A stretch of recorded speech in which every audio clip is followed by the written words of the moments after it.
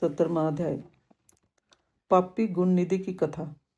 सूत जी कहते हैं, हे ऋषियों, तत्पश्चात नारद जी ने विनय पूर्वक प्रणाम किया और उनसे पूछा, भगवान शंकर कैलाश पर कब गए और महात्मा कुबेर से उनकी मित्रता कहाँ और कैसे हुई?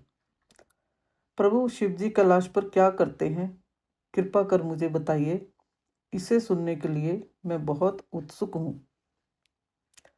ब्रह्मा जी बोले, हे नारद, मैं तुम्हें चंद्रमौली भगवान शिव के विषय में बताता हूँ। कांपिले नगर में यज्ञदत्त दीक्षित नामक एक ब्राह्मण रहते थे, जो अत्यंत प्रसिद्ध थे। वे यज्ञ विद्या में बड़े पारंगत थे। उनका गुणनिधि नामक एक 8 वर्षीय पुत्र था।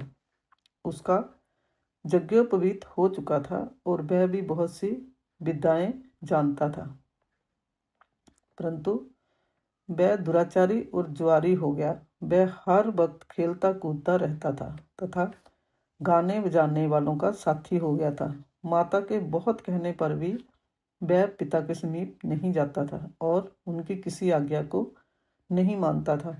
उसके पिता घर के कार्यों तथा दीक्षा आदि देने में लगे रहते थे। जब घर पर आकर अपनी पत्नी से गुणनिधि के बारे में पूछते तो वह झूठ कह देती कि वह कहीं स्नान करने या देवताओं का पूजन करने गया है। केवल एक ही पुत्र होने के कारण वह अपने पुत्र की कमियों को छुपाती रहती थी। उन्होंने अपने पुत्र का विवाह भी करा दिया। माता नित्य अपने पुत्र को समझाती। वह उसे यह भी समझाती थी कि तुम्हारी बुरी आदतों के बारे में तुम्हारे पिता को पता चल गया तो वे क्रोध के आवेश में हम दोनों को मार देंगे। परंतु गुणनिधि पर माँ के समझाने का कोई प्रभाव नहीं पड़ता था। एक दिन उसने अपने पिता की अंगूठी चुरा ली और उसे जुए में हाराया। दैव जोग से उसके पिता को अंगूठी के विषय में पता चल गया। जब उन्होंने अंगूठी जुआरी के हाथ में देखी और उससे पूछा तो जुआरी ने कहा, मैंने कोई चोरी नहीं की है।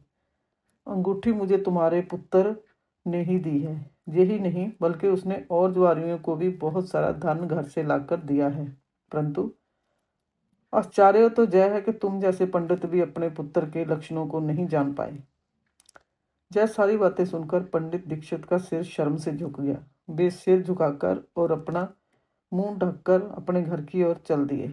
घर पहुंचकर गुस्से से उन्होंने अपनी पत्नी को पुकारा। अपनी पत्नी से उन्होंने पूछा, तेरा लाडला पुत्र कहाँ गया है? मेरी अंगूठी जो मैंने सुबह तुम्हें दी थी वह कहाँ है? मुझे जल्दी से दो। पंडित की पत्नी ने फिर झूठ बोल दिया कि मुझे स्मरण नहीं है कि वह कहाँ है। अब तो दीक्षित जी को और भी क्रोध आ गया।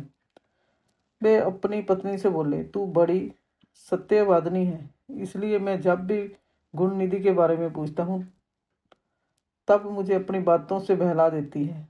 यह कहकर दीक्षित जी घर के अन्य सामानों को ढूंढने लगे, किंतु उन्हें कोई वस्तु ना मिली, क्योंकि वे सब वस्तुएं गुणनिधि जुए में हार चुका था। क्रोध में आकर पंडित ने अपनी पत्नी और पुत्र को घर से निकाल दिया और दूसरा विवाह कर लिया। 18वां अध्याय। गुणनिधि को मोक्ष की प्राप्ति। ब्रह्मा जी बोले, हे नारद, जब यह समाचार गुणनिधि को मिला तो उसे अपने भविष्य की चिंता हुई। वह कई दिनों तक भूखा प्यासा भटकता रहा। एक दिन भूख प्यास से व्याकुल वह एक शिव मंदिर के पास बैठ गया। एक शिव भक्त अपने परिवार सहित शिव पूजन के लिए विधि सामग्री लेकर वहां आया। उसने परिवार सहित भगवान शिव का विधि विधान से पूजन किया और नाना प्रकार के पकवान शिवलिंग पर चढ़ाए। पूजन के बाद वे लोग वहां से चले गए तो गुणनिधि ने भूख से मजबूर होकर उस भोग को चोरी करने का विचार किया और मंदिर में चला गया।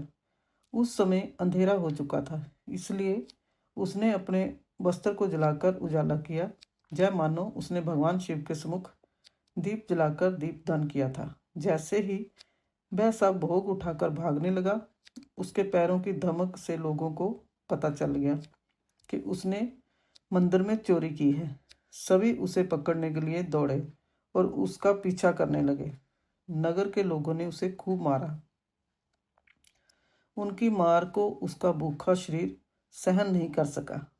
उसके प्राण पंखेरु उड़ गए। उसके कुकर्मों के कारण जमदूत उसको बांधकर ले जा रहे थे।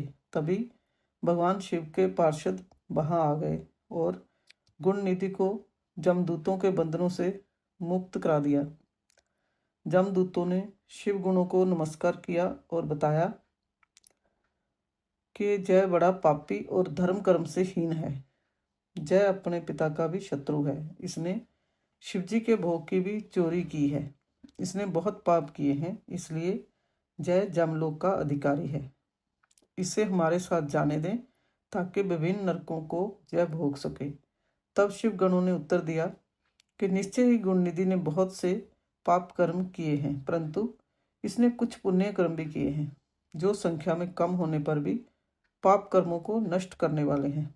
इसने रात्रि में अपने वस्त्र को फाड़कर शिवलिंग के समक्ष दीपक में बत्ती डालकर उसे जलाया और दीपदान किया। इसने अपने पिता के श्रीमुख से एवं मंदिर के बाहर बैठकर शिव गुणों को सुना है और ऐसे ही और भी अनेक धर्म कर्म इसने किए हैं। इतने दिनों तक भूखा रहकर इसने व्रत किया और शिव दर्शन तथा शिव पूजन भी अनेकों बार किया है।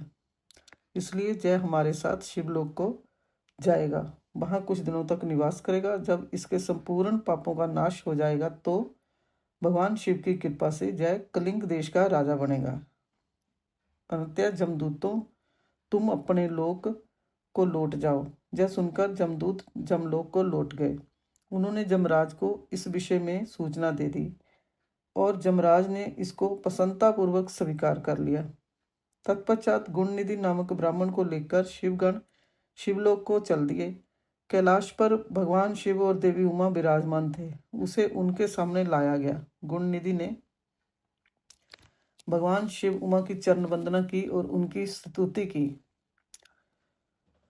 उसने महादेव से अपने किए कर्मों के बारे में क्षमा याचना की। भगवान ने उसे क्षमा प्रदान कर दी। वहां शिवलोक में कुछ दिन निवास करने के बाद गुणनिधि कलिंग देश के राजा अरिंदम के पुत्र दम के रूप में विख्यात हुआ। हे नारद, शिवजी की थोड़ी सी सेवा भी उसके लिए अत्यंत फलदायक हुई। इस गुणनिधि के चरित्र को जो कोई पढ़ता अथवा सुनता है, उसकी सभी कामनाएं पूरी होती हैं तथा वह मनुष्य सुख शांति प्राप्त करता है।